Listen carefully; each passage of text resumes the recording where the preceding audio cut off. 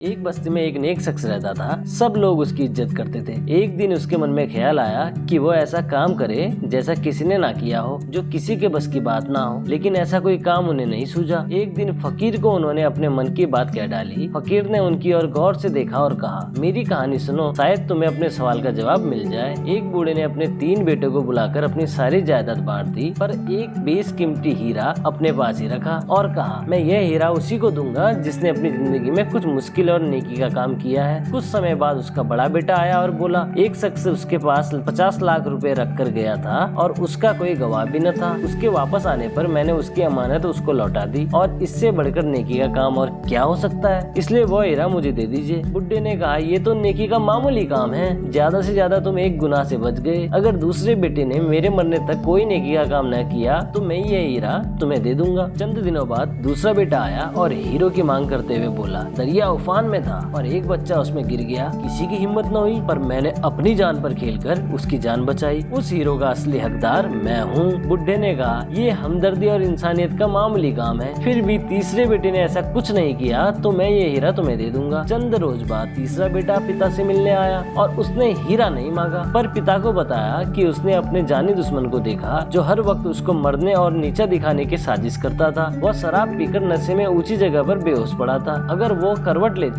तो खाई में गिर जाता। उसको अपनी कमर पर लाद कर रात के अंधेरे में उसके घर पहुंचाया और अपने चेहरे को भी ढक कर रखा कि कहीं वो उसको पहचान कर शर्मिंदा ना हो जाए। बुड्ढे ने अपने बेटे को गले से लगा लिया और उसके बिना मांगे वह बेशकीमती हीरा उसी समय उसको दे दिया। अच्छे कर्मों का फल अच्छा ही होता है। आप भी अच्छे कर्म करें। इस वीडियो को लाइक करें और चैनल को सब्सक्राइब करें।